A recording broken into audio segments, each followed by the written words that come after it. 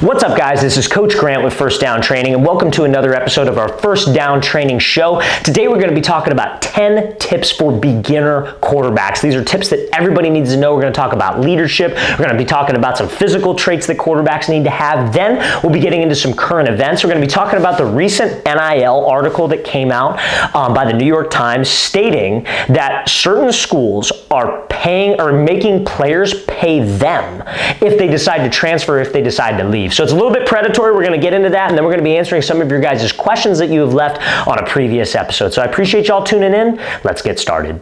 So whether you like it or not at the quarterback position, you are in a role where everybody is looking at you. All eyes are on you. All blame is shifted to you. So naturally, that is a leadership role and a leadership position. So the first tip I have for a beginner quarterback is you need to understand that you should be a thermostat leader, not a thermometer leader. So what does that exactly mean? Think about what each of those things do. So a thermostat sets the temperature of the room. Let's say you're in like a hotel room and you set the temperature to 67, right? And then let's say you're in just a regular room and there's a thermometer and it tells you what the temperature of the room already is. So what I mean by that is you need to lead by example, and you need to lead by doing, and you need to set the bar for your teammates as a quarterback. You don't want to just gel and kind of try to fit in with everybody else. That's not going to work as a quarterback because you are in a leadership position. So you need to walk in day one with your team, whatever, and you need to lead by example in the weight room, in the classroom, on the field. You got to know your plays. You got to execute your assignments, because if they see the quarterback doing that, naturally, because everybody's looking at you, that's going to elevate the skills of everybody else. But if you go in and maybe you're an underclassman and you kind of start to look around and be like, okay, well, those guys are skipping reps, those guys are skipping lift, I'm going to do the same thing. That's not how a leader is actually made, and that's not what we want to be at the quarterback position, okay? Now, tip number 2, guys, next play mentality, and don't let the play result dictate how you feel about yourself. So, and again, guys, normally on this channel, we talk a lot about kind of physical stuff, like throwing mechanics, throwing on the run, off platform.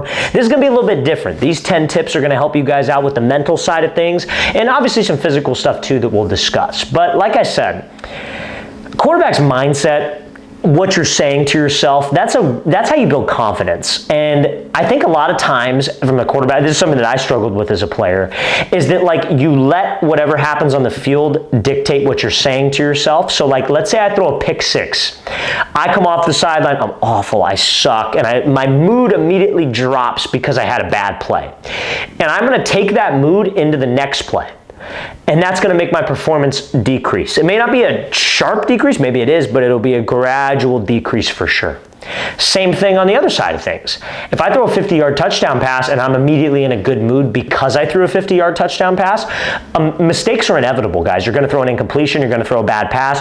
So I come back in for the field the next drive, and let's say I throw a bad pass. Now I'm down again, and I'm just on this emotional roller coaster. You don't want to be on that roller coaster, you guys.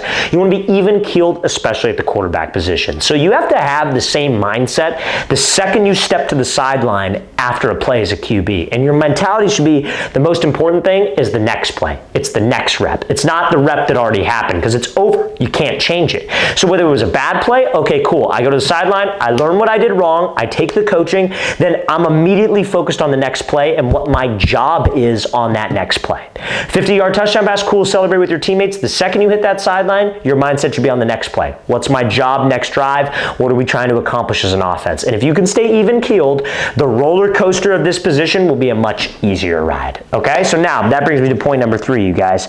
So this is an important one, because at the quarterback position, we obviously watch a lot of film. We're in a lot of meetings. We have to know everybody's job on the field. So every single team meeting or film study session, you should have a notebook and pen. And this was something that changed my entire game as a player. Because you guys will know this, this video is for beginner quarterbacks, but I think for a lot of you, you may be new to the position even in high school, 8th grade. And I know me personally in high school, you would go to meetings when I was a freshman and sophomore, and you're just kind of you're tired, you just had a full day of school, you have to go out to practice for 2 hours, it's hot, and you can get lazy, and you just kind of sit there in the meeting and you're listening to what they're saying, and then you go out to the field. Every single meeting, you should be taking notes. Whatever the coach said, even if you're a backup, you should be writing stuff down, writing stuff down, writing stuff down, writing stuff down. I'm a firm believer for everybody it works this way. Writing stuff down is gonna help you easily remember it, or remember it at least a little bit better. And then when you go home, you can review the notes. You know how many freaking quarterbacks tell me like, oh coach, I'm not playing, I'm better than the starter. And then I ask them like, well, do you know your playbook? They're like, oh, well, not really. It's like, because you're probably not doing these types of things. If you want to play and you want to be a successful quarterback, you have to do the stuff that the receivers, the running backs, the line, they're not willing to do, nor do they do. You have to put the extra effort in. And that brings me back to the point number one. You got to be a thermostat leader and you got to set the tone. Notebook and pen in every single meeting and every single film study session, okay? Now, tip number 4, to memorize your playbook, make note cards. So again, as a QB, you have to know everybody's job on the field. You have to know your individual job, what your reads are. You got to know the lineman's blocking scheme. You got to know the routes that the receivers are running. You have to know everything, right? And so what I recommend is making note cards. This is what helped me best, and it brings you back to the same thing with the note card or with the notebook system.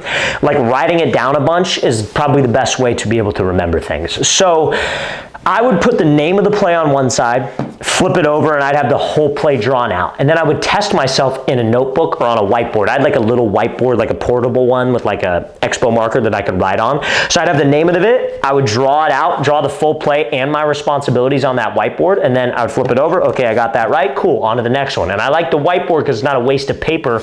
You can just erase it and then move on to the next. So if you're looking to study your playbook and you feel like it's a lot and it's overwhelming, because think about QB guys, like a lot of people, I'm telling you, a lot of people, and I say this because if you're watching this, your chances are you're a beginner, because that's what this video is about. And a lot of people think they could do this. A lot of people think they just, because they have a strong arm and they're accurate when they're throwing to receivers, and it's against air, it's not even against a defense. They think, oh, I played baseball, I got a strong arm, I can play quarterback. They don't understand what it takes above the neck. And as soon as they start to dive into that, that's when they go play receiver, they go play running back. And no knock on the receivers, I love the receivers and the running backs, but that's when they try to pick a position that's easier. And I'm not trying to knock receivers, running backs, anybody on the field, but quarterback is the hardest position in all of sports, not just football, in all of sports. So you just have to know that going in. So understanding your playbook, memorizing stuff like that, taking notes while you're in meetings, that stuff is extremely important, okay? Now, tip number 5, you guys, if you were gonna try to be a vocal leader for your team. So what do I mean by vocal leader? I mean, you're going to get on guys. Like, hey, do your work. Hey, do your reps. Hey, you need to do this. Hey, you need to do that. You need to back it up by doing it yourself. You should never ask your teammates to do something that you haven't done already or that you're not willing to do yourself. Like, I always think about it like this because it's about leadership, right? At the quarterback position, leadership is so essential because you're only as good as your team. If your O-line doesn't respect you, if your receivers don't run the right routes, they don't want to catch the ball for you, they don't want to play for you, you're not going to have a good performance as a quarterback. So I always relate it to like this Michael Jordan quote from The Last Dance. I think Michael Jordan was one of the best leaders of all time. Granted, he had Phil Jackson with him when he was going through his successful run, and you know, like obviously Phil Jackson's a great coach, and we'll talk about some principles that he had later on in this video. But Michael Jordan, what he said, because he was known as like a tyrant, like his teammates didn't like him, right? But damn it, they won, right? And he says it all the time. He's like, well, they wouldn't have won anything if I didn't push them the way I pushed them. And that's how I played the game of basketball. But he said this. He's like, I never asked them to do anything that I didn't do myself or wasn't willing to do myself. So he led by example. So if you're going to be a vocal guy, you have to do the work. You can't tell your teammates, hey, don't skip reps in the weight room. Hey, don't skip sprints after practice. Hey, you should put in extra time after practice. That's how we're going to get better. And you're not doing those things yourself. You're just a hypocrite at that point. So you need to make sure you're leading by example too if you're going to be a vocal like type of rah-rah guy. Okay, so I hope that makes sense. Now, next tip number 6. This kind of brings me back to what I just said. Don't be a rah-rah guy if you're not. You have to be yourself and you have to be authentic. So I think people, especially athletes, especially kids, are a lot smarter than you think. Like, you know, like I've had people tell me all the time, like, you know, with like the videos that I post, and this is just an example so you guys can understand. They'll tell me, oh, you need to do things a certain way, like you need to wear your hat a certain way, you need to wear a jacket that's this, you need to do this, and all these like little things that don't freaking matter and that are not me. right? They're not me. It's not who I am or what I want to do. And if I'm putting on a front and I'm trying to pretend to be somebody, you guys are going to fish out the BS. You're going to be like, man, this guy's a fake. This guy's a phony. I don't like this guy. Like, whatever. I feel like the success that we've been able to have, especially on like Instagram, TikTok, YouTube, our YouTube shorts, all the stuff that you guys maybe have seen before, even our long form YouTube videos, like it's because it's, you know, for the most part authentic. I'm just talking to you guys. I'm talking to you like I would talk to you if you were sitting right next to me. It's authentic.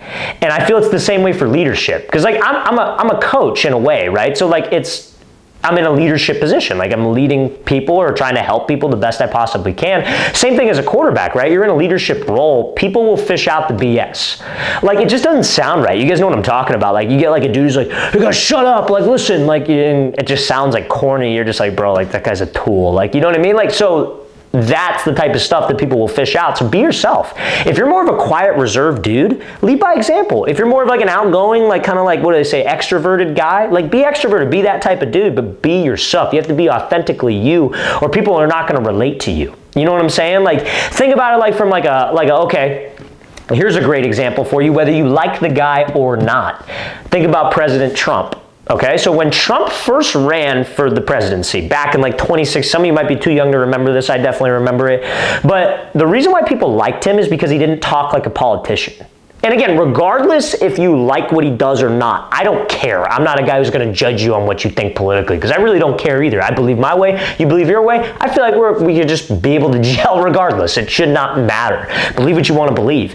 But you cannot deny the fact that people liked him because he was authentic and it just seemed like he was himself. You could say he's an egomaniac, you could say this, you could say that about him, but he was himself. And he was talking like he was just one of the dudes, one of the guys, like he was an American.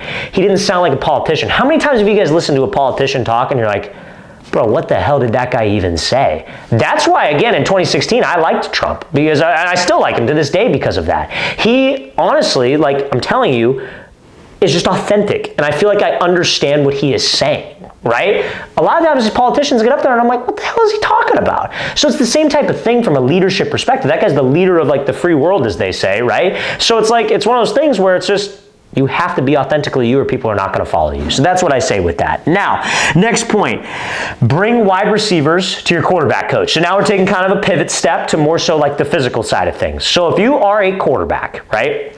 Let's say you're a QB and you have a quarterback coach, which I'm sure most of you do, especially if you're a beginner. I recommend a quarterback coach. When it comes to finding a quarterback coach, the things that you got to look for, don't just get a dude that puts you through drills. Get a guy that could actually explain to you the reason why behind certain things.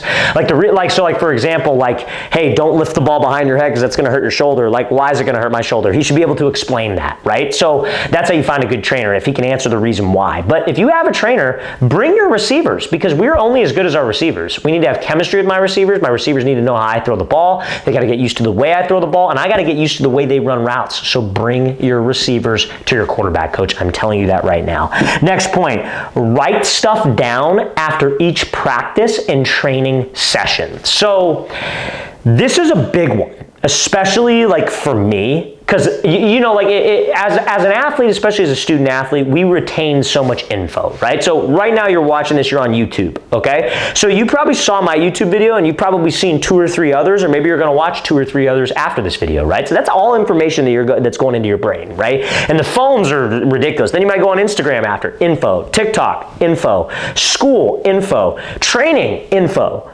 You will forget a lot of the stuff in your training, a lot of the stuff from YouTube, a lot of the stuff from Instagram. You will forget most of it.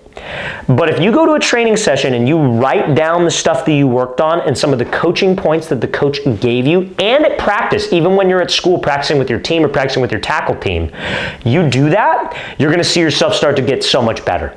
Me personally, when I was in high school, I did the same thing. When I was in college, I did the same thing. And obviously, I haven't trained for anything in a long time, so I stopped doing that. And recently, probably about 6 months ago, or maybe like 4 or 5 months ago, I started taking up like Muay Thai, so like kickboxing, right?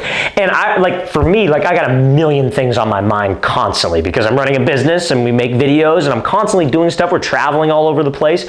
So a lot of things get cluttered in your head. But I remember as soon as I started writing stuff down that my coach would tell me, I'd be like, okay, my kick was off here because I did this. I need to do this drill, I need to do that, I need to do that. The next session, I would come in and I would have already fixed those problems, and we can move on to the next skill, then the next skill, then the next skill. So as a quarterback, you have to do that. You have to take the time to write down the details of every single training session you have and practice, because that's how you elevate your game. So I hope that makes sense. Now, tip number 9, visualize reps. So I would say this is probably one of the biggest things that I did that helped me out as far as like game reps, because like everybody talks about mental reps. I like visualization reps. And I know it sounds a little corny, it sounds a little weird, but I remember when I was in high school, I obviously lived with my parents in high school, I would go to the backyard of their house, and I would literally just go and I would shut my eyes and I would visualize every single play in our playbook. And I would shut my eyes and I would go through the footwork, go through the progression, go through the throw. What am I seeing? I'm visualizing what am I seeing on the field that makes me throw that route? What coverage am I seeing that makes me throw that route? And those visualization reps, guys, really helped my confidence out when I was in a game. So like if you're struggling with confidence in a game or game performance, I highly recommend that you do that before every single game, night before, day of, whenever you decide to please, but that will really help you out. Now, tip number 10, ice your arm even when it doesn't hurt. So this was something that it took me a while to figure this out. As a quarterback, we only have so many throws, right? So like let's say you're throwing 100 throws of practice Monday through Thursday, then the game's on Friday. That's a lot of throws. And I remember I used to get a ton of shoulder pain, like on the inside part of my shoulder. I think it was mechanically, but I know a lot of quarterbacks will get pain in their elbow from just like overuse.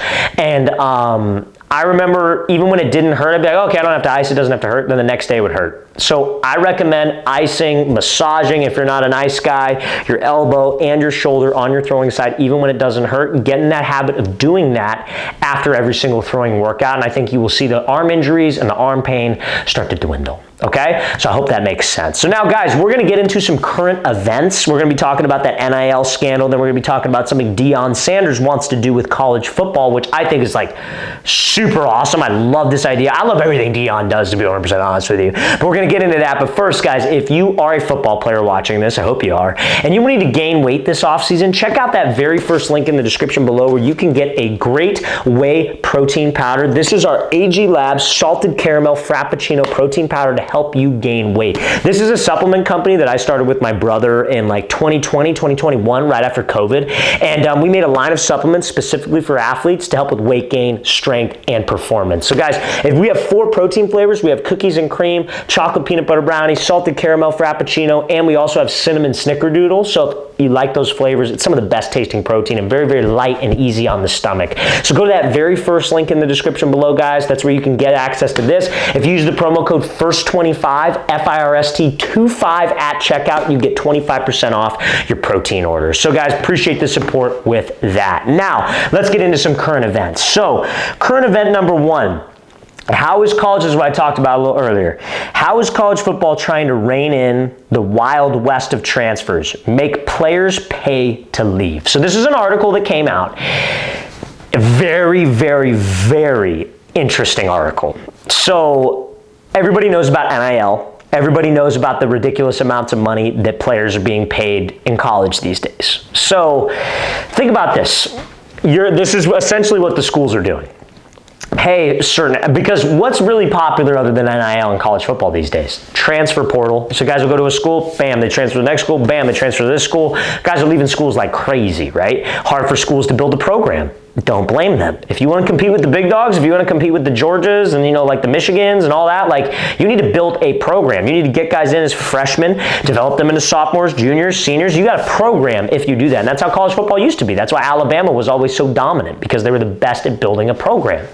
So what teams are doing is, hey, we'll give you $1 million, but if you transfer, you owe us $500,000. Which is crazy. Now, the article goes on to say how that's predatory and they shouldn't be doing that. But, I mean, like, at the end of the day, like, I mean, that's a contract. If you sign the contract stating that, you kind of have to honor that contract. So people are trying to make this illegal. A lot of agents are trying to make this illegal. They say it's very predatory on kids, like, trying to do this and kind of trying to pull a fast one on them. So it's kind of, it's a little crazy to me, just because it's like, I don't know, the NIL world is so freaking crazy, and the transfer portal is so freaking crazy. So, like, I honestly don't maybe have a problem with the rule. I think if you're dumb enough to like sign the contract that states that, then it's your funeral. That's business. You know what I mean? Like, that's honestly business. Like, I don't work with a ton of brands. And the brands that I have worked with, I've signed good deals and I've signed bad deals. Like, I remember I signed a really, really bad deal with one company who I'm not going to name, where it was like I was on the hook for like production cost, this, and I was on the hook for all these things. And if I didn't do X, Y, Z correctly, and it's like, who am I to blame? I signed the contract. You know what I'm saying? So these kids need to be taught how that stuff works. They shouldn't be, like, it shouldn't make this illegal. Like, we're not teaching them anything, in my opinion. This is my take on it, but like, I feel like, you know, like the agents, these agents or these like financial advisors need to look at the contract and be like, nah, that's BS, we don't want that. Or get a lawyer to look at the contract, nah, it's BS, we don't want that. But again, these kids just see the quick money and they're like, oh yeah, cool. And then, you know, they want to transfer, they're in a bad situation, and they got to pay all the money back. And it's like, and that money paid back might be after taxes. Maybe they already spent it. I don't know. There's some details there per contract that we obviously don't know, but it's so crazy, man. Like, NIL is really taking a crazy turn just because like schools can just go pay whoever they want. I wish personally it was just athletes being able to make money off their name, like what Arch Manning does, like what Shedeur Sanders did with endorsements with brands. But I think people are starting to realize that these high school kids don't have that kind of influence. So businesses are hesitant to give these kids sponsorships, but these schools, these booster clubs will pay freaking whatever to get the best team, because that's like their way of competing. You get a bunch of rich boosters who have already made a couple $100 million, and they're just like, oh, well, what's 200,000? And then the other guys say, well, what's 200,000? We'll give this kid 400K. But it's just, it's a slippery slope, man. It's very, very, you could say it's predatory. I think it's business. I think don't sign the contract. I think have somebody read over the contract before you do that. And if you're watching this and you're ever in a situation where you have to sign a contract like this or look into a contract like this, please have a lawyer look at it. It's worth the $300 that the lawyer is going to cost, because it's going to save you a lot of money long term. Okay? But again, don't sign the contract if you don't like it. That's all I'm going to say about that. Now, next current event. Deion wants to save college spring game by including an opponent, adding NFL-like joint practices. Love it. Honestly, what a great idea that I never, like, who thinks of that? Like, I've never even thought of that. And like, again, like, what a great freaking idea. That would make a spring game more fun. It's like, if any of you guys have ever been to a college spring game, it sucks. Like, bro, it's terrible. Like, it's just not fun. It's boring. It's like glorified practice, obviously. So it's just like one of those things, like if they do joint practices, like, could you imagine that? Like, could you imagine like USC and UCLA doing a joint practice and then they play their spring game against each other? You imagine like Alabama and like Auburn or something doing that? Like, that'd be awesome. Like, maybe not rivals because you don't want to see the plays that they're working with, but like, I think that'd be sweet. I think that'd be awesome. I think that's a great idea. I hope that happens. I don't think it will, but I hope that freaking happens. That's a great idea from Deion, and I think that would be great film and great content for everybody if they did that type of thing. All right, guys, we're going to get into some questions now. So, guys, on every single episode that we do, we answer 3 questions that you guys have left on previous episodes. So if you guys have questions, we would love to feature you on this show, and we appreciate all the support. So if you guys go to the comment section below, drop your question there, ask me literally anything you want, guys, and I will feature it on an episode of this show. So we appreciate the support. So, guys, put your questions in the comment section below. Let's get into these here, you guys. So, question number 1 from Berzisk B. Do high school divisions matter to recruits? Yes and no. I think it depends on the football state that you're in. So if you're in like Illinois or Indiana, maybe not the biggest football market, they're generally only going to recruit the guys at the top tier schools that go to like the 5As, the 6As, the D1 schools. If you're in a big football market like California, Georgia, Florida, Texas, like if you play at a small division school but you're still playing California or Texas football, they just need to see film, because like a division, like in California, Southern California where I live, we have like 13 divisions. It's ridiculous. But there's like 13 divisions. So a D7 team in Southern California might be a D1 team in Indiana. So like at the end of the day, if you're in a big football market, if you can just get on the field and get varsity film and get as much of it as possible, that's going to be more beneficial to you. So that's what I would ultimately say there. But if you're in a smaller state, playing at a higher division school definitely helps. So I hope that answers your question, man. Appreciate you asking that. So from Raplaka, Hey coach, are there any drills / ways to get faster as a player at a 1A school without access to sleds or any other resistance equipment? Yeah, so dude, honestly, man, like for like resistance training, you could always run up a hill and always run up stadium stairs. So like if your football team has like a stadium and they call them bleachers, running up those bleachers will help. If you can find a really big hill or a steep hill, running up that, those are great ways to train resistance. Then also working on your running form. If you go to YouTube and just the search and just type in first down training, speed drills, tons of videos that'll pop up that are all non-equipment based that could really help you out. So hope that answers your question, man. I appreciate you asking that. All right, next question from The Rhyme Vibes. So coach, I have a school football team that I can try out for next year. How can I prepare for the tryout? And when I make the team, how can I prepare for my first tackle football game? What do you think I should work on in the off season as a small 105-pound wide receiver, 5'5"? I'm really fast, but I think I can get faster by doing track. My route running is good, but I think I can get some more work. What should I work on in the offseason? Thanks. Great question, man. Appreciate you asking this. So for the tryout, I'm gonna try to answer all of these best I can. For the tryout, honestly, a football tryout, when you go to a tryout, the work has already been done. So like training in the offseason, we're gonna get into some stuff that you should do, should be preparing you for that tryout. And at the tryout, you have to play fast. Don't be afraid to make a mistake. Don't hesitate. Just go 100% full speed every single rep and just trust that good things are gonna happen and trust the work that you have put in. Take as many reps as possible. That's another thing I will say. Don't be afraid. Don't sit in line. As many reps as possible. Even if you fail, at least you're in front of the coaches more, which increases your chances of them liking you, okay? So that's number one. Number two, first tackle football game. If it's your first year of tackle, best things to do is start training with pads and a helmet early. So like if you're, like what month is it? It's March right now, right? I would say starting in April, you should get a helmet, you should get pads, and you should start working out in those. So like you're a receiver, so like I think, you know, running routes with the pads on, running routes with the helmet on, catching with the pads and helmet on is only gonna help you get used to it. And then get a partner, maybe your dad, your brother, whoever, both, and just have them hit you with something like a blocking bag. I used to get like, yeah, that's what I would do when I was a player. It'd be like a blocking bag, like a red one. I had my quarterback coach just kill me with it to get you used to contact, and it's kind of like body conditioning in a sense. So that's what I would say there. Now, what you should work on, definitely your speed, keep getting faster, definitely your route running, definitely your hands, but also understanding coverages. I think understanding how to run routes versus different looks, and we post a lot of that on our channel. So if you go to our YouTube channel, we have a playlist called Receiver. We post a ton of IQ videos where like we just talk about you'd run a route like this versus this coverage. We sometimes quiz you on things. So I think that will help you, and just continue to work on those things that you mentioned. But I appreciate you asking that, man. Hope that was able to help. Appreciate you tuning into these longer style videos. So guys, I appreciate everybody tuning in. Hope this was able to help. If you guys got questions, want me to feature it on another episode, go to that comment section, drop your questions there. I read and respond to every single one. But I appreciate it, fellas. See you next time.